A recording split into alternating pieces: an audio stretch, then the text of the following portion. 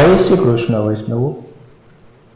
આજે આપણે શ્રાવણ સુદ પાંચમ એટલે કે નાગ પંચમીના દિવસે શ્રીનાથજીની ઉધર્વ ભુજાના દર્શન થયા તેમજ શ્રીનાથજીને નાગદમન, દેવદમન અને ઇન્દ્રદમન શા માટે કહેવામાં આવે છે તે બાબતની ચર્ચા કરીશું। તો વાલા વૈષ્ણવો, હજી સુધી આપે આ પુષ્ટિ જ્ઞાન સત્સંગ ચેનલને સબસ્ક્રાઇબ ન કરી હોય તો જરૂરથી સબસ્ક્રાઇબ કરી લેશો, જેથી કરીને આવા સત્સંગના વિડીયોની માહિતી આપના સુધી સરળતાથી પહોંચતી રહે। હવે આપણે શ્રી ગોવર્ધન ધરણ પ્રભુના યુગલ ચરણોમાં સાષ્ટાંગ દંડવત નમસ્કાર કરીને આજના સત્સંગની શરૂઆત કરીએ। સારસ્વત કલ્પમાં શ્રીમદ ગોકુલમાં નંદ યશોદાને ત્યાં સાક્ષાત પૂર્ણ બ્રહ્મ ભગવાન શ્રી કૃષ્ણ નંદ નંદન સ્વરૂપે પ્રગટ થયા અને અનેક પ્રકારની રસાત્મક લીલાઓ કરીને પોતાના ભક્તોને આનંદનું દાન કર્યું। આવા આનંદાત્મક સ્વરૂપ ભગવાન શ્રી કૃષ્ણ વ્યાપી વૈકુંઠ એટલે કે ગોલોકધામમાં બિરાજે છે। આ ગોલોકધામની લીલાને નિત્ય લીલા કહેવામાં આવે છે, કારણ કે તે લીલા અનંત અને અનાદિ છે। અહીં ગોલોકધામમાં અનેક ભક્તો ભગવાનની અનેક પ્રકારે સેવા કરી રહ્યા છે। અહીં કોઈ ભક્ત એટલે કે દેવી જીવને કોઈ દોષ કે અપરાધને કારણે ભૂલોકો પર જન્મ લેવો પડ્યો છે। આવા પૃથ્વી પર જન્મેલા દેવી જોવોના ઉદ્ધારની ચિંતા જ્યારે ભગવાનને થઈ ત્યારે તે દેવી જોવોના ઉદ્ધાર માટે આપે આપની કૃપા શક્તિ રૂપ શ્રી વલ્લભને પૃથ્વી ઉપર પ્રગટ થવા આજ્ઞા કરી। ત્યારે શ્રી વલ્લભે પણ ભગવાનને વિનંતી કરી કે હે પ્રભુ, દેવી જીવોનો અંગીકાર કરવા આપ પણ ભૂલોક પર પ્રગટ થાવ। અને આ વાત ભગવાન શ્રી કૃષ્ણએ સ્વીકારી લીધી। પરિણામ સ્વરૂપ શ્રી મહાપ્રભુજી અને શ્રીનાથજી સ્વરૂપ શ્રી કૃષ્ણ બંને આજથી 550 વર્ષ પૂર્વે ભારતમાં પ્રગટ થયા। ભગવાન શ્રી કૃષ્ણ ફરીથી કલિયુગમાં આજથી 550 વર્ષ પહેલા બ્રજમંડલમાં આવેલા ગિરિરાજ ગોવર્ધન પર્વતમાં શ્રીનાથજી સ્વરૂપે પ્રગટ થયા। માટે શ્રીનાથજી એ જ સાક્ષાત શ્રી કૃષ્ણ છે અને શ્રી કૃષ્ણ એ જ સાક્ષાત શ્રીનાથજી છે। હવે આ શ્રીનાથજીને પ્રગટ થવાના મુખ્ય 3 કારણો: એક, ગોલોકધામમાંથી છૂટા પડેલા દેવી જીવોનો અંગીકાર કરીને તેમનો ઉદ્ધાર કરવો। બીજું, સારસ્વત કલ્પમાં નંદ નંદન સ્વરૂપે શ્રી કૃષ્ણએ કરેલી આનંદાત્મક લીલાઓનો ફરીથી આ જીવોને અનુભવ કરાવવો। અને ત્રીજું, જે સારસ્વત કલ્પનો જે સેવા પ્રકાર હતો તે સેવા પ્રકાર ફરીથી શરૂ કરવો। નાથજી પોતાના ભક્તોને 3 સ્વરૂપે દર્શન આપે છે: એક આધિભૌતિક સ્વરૂપ, એક આધ્યાત્મિક સ્વરૂપ અને આધિદૈવિક સ્વરૂપ। ગોલોકમાં બિરાજતું અને વ્રજમાં પ્રગટ થયેલું સાક્ષાત શ્રી કૃષ્ણનું સ્વરૂપ છે, જે ભક્તો સાથે હસે છે, બોલે છે, ખેલે છે, તે શ્રીનાથજીનું આધિદૈવિક સ્વરૂપ છે. શ્રી કૃષ્ણ યાની કે શ્રીનાથજી એ રસાત્મક છે. સર્વ રસોમાં શૃંગાર રસ શ્રેષ્ઠ છે. શૃંગાર રસ આનંદમય છે. તેનો વર્ણ શ્યામ છે. માટે શ્રીનાથજીના સ્વરૂપનો વર્ણ પણ શ્યામ છે. તેઓ અલૌકિક શૃંગાર રસનું સ્વરૂપ છે. આવું પૂર્ણ શ્યામ સ્વરૂપ શ્રી ગિરિરાજજીમાંથી કેવી રીતે પ્રગટ થયું તેનો વિચાર કરીએ તે પહેલા આ શ્રીનાથજીના ગોવર્ધન પર્વત ઉપર પ્રગટ થવાની ભવિષ્યવાણી હજારો વર્ષ પહેલા મુનિશ્રેષ્ઠ ગર્ગાચાર્યજીએ ગર્ગ સંહિતામાં કરેલી છે તેનો પણ આપણે વિચાર કરી લઈએ કે ગર્ગ સંહિતાના ગિરિરાજ ખંડના 7મા અધ્યાયના શ્લોક 22 થી લઈ અને 32 સુધી જે વર્ણવવામાં આવેલું છે તેનો ભાવાનુવાદ જોઈએ. येन रूपेण कृष्णेन द्रुतो गोवर्धनो गिरि तद्रूपम विद्यते तत्र राजन शृंगार मंडले. हे राजा, श्री कृष्ण ने जा रूप सु गोवर्धन गिरि धारण कीनो वो रूप तहाँ शृंगार मंडल यानी कि ब्रज मंडल में विराजमान है.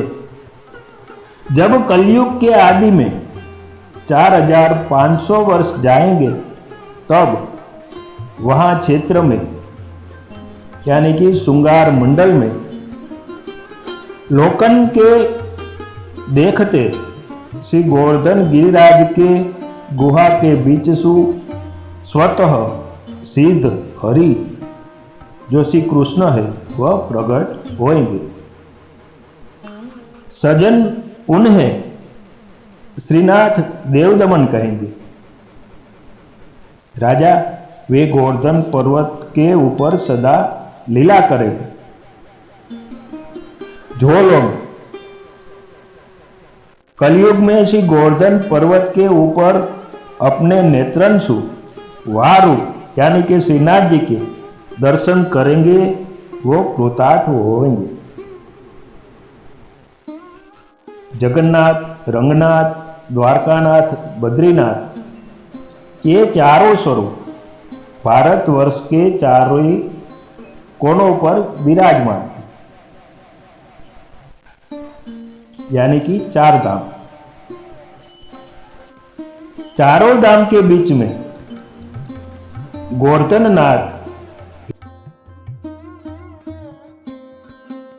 देवन के ईश्वर ये 5 नाथ है तथा एव 5 धाम. ये 5 नाथ सद धर्म रूप मंडप के खंभ है. ये दुखी जीवन को पालन करे. मनुष्य इनको नारायण ही जानत. हवे जे आज्ञा करी छे ते वैष्णव खास समझवा जेवुं छे. चतुर्णाम भुवि नाथानाम कृत्वा यात्राम नरसुधि न पश्य देवदमनम न च यात्रा फलम लभेत. जो मनुष्य इन चारों नाथन की दर्शन यात्रा करके देवदमन के दर्शन नहीं करेगो वह यात्रा को फल नहीं पावेगो. मतलब कि 4 धाम ने यात्रा करवा छता अथवा तो 4 धामनी यात्रा कर्या पछी श्रीनाथजीना दर्शन जो करवामां न आवे तो आ 4 धाम यात्रानुं फळ मळतुं नथी. हवे शुं आज्ञा करे छे? श्रीनाथम देवदमनम पश्येद गोवर्धने गिरो चतुर्णा भुवि नाथानाम यात्राश्च फलम लभेत. वाह! श्री गोवर्धन पर्वत के ऊपर देवदमन श्रीनाथ जी को दर्शन करेगो तो भूमि के उन 4 नाथन के दर्शन यात्रा करवे को फल पावेगो. मतलब के जे वैष्णव के जे जीव શ્રી ગોવર્ધનનાથજીના દર્શન કરશે, એટલે કે શ્રીનાથજીના દર્શન કરશે, તેને ચારોધામની યાત્રાનું ફળ મળે છે. આમ ગર્ગાચાર્ય મુનિના વચનથી પણ સિદ્ધ થાય છે કે સારસ્વત કલ્પમાં પ્રગટ થયેલા નંદનંદન ભગવાન શ્રી કૃષ્ણ એ જ ફરીથી શ્રી ગિરિરાજમાંથી શ્રીનાથજી સ્વરૂપે પ્રગટ થયા છે. હવે શ્રીનાથજીના પ્રાગટ્યનો પ્રકાર જોઈએ. વિક્રમ સંવત 1466 અષાઢ વદ તૃતીયા આદિત્યવારે સૂર્ય ઉદયકાળમાં શ્રવણ નક્ષત્રમાં શ્રી ગોવર્ધનનાથજીની ઉધર્વ ભુજાનું પ્રાગટ્ય થયું. તે સમય ભૂમિમાં મોટો ઉત્સવ થયો. હવે એક અન્યોરના વ્રજવાસીની ગાય જે ખોવાઈ ગઈ હતી, તે ગાયની શોધ કરવાને માટે તે વ્રજવાસી ગોવર્ધન પર્વત પર ગયો. ત્યાં સંવત 1466ની મિતિ શ્રાવણ સુધી પાંચમ એટલે કે નાગ પાંચમને દિવસે તેને શ્રી ગોવર્ધનનાથજીની ઉધર્વ ભુજાનું દર્શન થયું. 16 દિવસ પર્યંત કોઈને દર્શન ન થતા. ત્યારે તેને વિચાર કર્યો કે આ કૌતુક આજ સુધી ગિરિરાજજીમાં કોઈ દિવસ જોયું નહોતું. એવું કહીને 5-10 વ્રજવાસીઓને બોલાવી લાવ્યો. તે સગડાઓએ ઉધર્વ ભુજાના દર્શન કરીને આશ્ચર્ય પામ્યા. ત્યારે સૌએ મળીને અનુમાન કર્યું કે કોઈ દેવ શ્રી ગિરિરાજજીમાં પ્રગટ થયા છે. તેમાંના એક વૃદ્ધ વ્રજવાસી હતા. તેમણે કહ્યું કે જ્યારે 7 દિવસ સુધી શ્રી કૃષ્ણએ ગિરિરાજ ઉઠાવ્યો અને જે વખતે મેઘની વૃષ્ટિ થઈ ચૂકી, ત્યારે પૃથ્વી ઉપર ફરીથી ગિરિરાજજીને સ્થાપન કર્યું. તે વખત સૌ વ્રજવાસીઓએ મળીને જે ભુજાનું પૂજન કર્યું હતું તે જ આ ભુજા છે. આપ કંદરામાં ઠાળા છે અને ઉધર્વ ભુજાનું દર્શન આપણને આપી રહ્યા છે. માટે એમને બહાર પધરાવવાનો વિચાર ન કરતા. કોઈ પણ સમયે આપ પોતાની ઈચ્છા થઈ અને આપ પ્રગટ થશે ત્યાં સુધી સૌ આ ઉધર્વ ભુજાના દર્શન કરો. હવે એ રીતે કહીને તે વ્રજવાસીએ દૂધ મંગાવી ઉધર્વ ભુજાને સ્નાન કરાવી અક્ષત, પુષ્પ, ચંદન અને તુલસીથી ભુજાનું પૂજન કર્યું અને દહીં ફળ મંગાવીને ભુજાને ભોગ ધર્યો. નાગપંચમીને દિવસે ભુજાનું દર્શન થયું. તેથી નાગપંચમીને દિવસે પ્રતિવર્ષ ત્યાં હજારો વ્રજવાસીઓનો મેળો ભરાતો. હવે આ ભુજાનો મહિમા ખૂબ જ ચાલ્યો વ્રજમાં. કોઈને વ્રજમાં કોઈ વસ્તુની કામના થતી તો તે ભુજાને દૂધથી સ્નાન કરાવવાની માનતા કરતા અને તેની ઈચ્છા સિદ્ધ થતી. તેથી સંપૂર્ણ વ્રજમાં શ્રીનાથજીની ભુજાની મહિમા ઘણી બધી. કોઈની ગાય ખોવાઈ ગઈ હોય, કોઈને પુત્ર ન હોય, કોઈને જરૂરની ચિંતા હોય, કોઈને ત્યાં દૂધ દહીંની વૃદ્ધિ ન હોય, તેઓ પૂજાની માનતા કરે અને શ્રી ગોવર્ધન ધરણ પ્રભુ સર્વની મનોકામના પૂર્ણ કરે છે. કે વિક્રમ સંવત 1535ના વૈશાખ વદી એકાદશીના ગુરુવાર મધ્યાહન કાળ અભિજીત મુહૂર્તમાં શ્રી ગોવર્ધનનાથજીનું મુખારવિંદ પ્રગટ થયું અને તે જ દિવસે અને તે જ મુહૂર્તમાં શ્રી આચાર્યજીનું પ્રાદુર્ભાવ ચંપારણ્યમાં અગ્નિકુંડમાંથી થયો અને સાથે સાથે શ્રી કૃષ્ણ અવતાર સમયના વ્રજવાસીઓ સર્વે બ્રજમંડળમાં મનુષ્ય કુલમાં પ્રગટ થયા કે જેની સાથે હવે પ્રભુ ક્રીડા કરશે. અન્યોરમાં માણેકચંદ અને સદુ પાંડે બે વ્રજવાસી, તેમને ત્યાં અનેક ગાય રહેતી. તેમાં એક ગાય શ્રી નંદરાયજીના ગાયોના કુળની હતી. તેનું નામ ઘુમર. તે આખો દિવસ ગાયોમાં રહે, પણ પાછલી 4 ઘડી દિવસ રહે તે વખત સઘળી ગાયોના સમૂહમાંથી જુદી પડીને શ્રી ગિરિરાજજી ઉપર ચડી શ્રીનાથજીના મુખારવિંદ ઉપર દૂધનું સ્ત્રાવ કરે અને તે દૂધ આપ આરોગે અને પ્રાતકાળનો સમય થાય તે વખત ફરી શ્રી મુખારવિંદમાં દૂધનો સ્ત્રાવ કરી આવે. આવી રીતે 6 મહિના સુધી દૂધ આપ આરોગ્યા, પરંતુ કોઈ વ્રજવાસીને ખબર ના પડી. હવે એક દિવસ સદુ પાંડેએ ગાયનું દૂધ થોડું જાણીને, એટલે કે ગાય દૂધ શા માટે થોડું આપે છે તે જોઈને ગાયની પછવાડે ગયા અને સર્વ અલૌકિક પ્રકાર જોઈ અને આશ્ચર્યચકિત થયા. ત્યારે સદુ પાંડેને સાક્ષાત શ્રીનાથજીના દર્શન થયા અને શ્રી ગોવર્ધનનાથજીએ સાક્ષાત આજ્ઞા કરી કે હું અહીં શ્રી ગોવર્ધન પર્વતમાં રહું છું. દેવદમન મારું નામ છે. લીલાંતર કરીને ઇન્દ્રદમન, દેવદમન અને નાગદમન એ ત્રણેય મારા જ નામ છે. આમ જણાવીને હવે આપ ગોવર્ધનનાથજી આ પોતાના ત્રણેય નામનું રહસ્ય સમજાવે છે કે 7 દિવસ સુધી ઇન્દ્રની વૃષ્ટિનું સ્તંભન કર્યું. તે પછી અપરાધી ઇન્દ્ર પોતાનો ગર્વ ત્યજીને ચરણમાં આવ્યો ત્યારે અભય દાન આપ્યું. ઇન્દ્રના ગર્વને દૂર કર્યો, તેથી મારું નામ ઇન્દ્રદમન છે.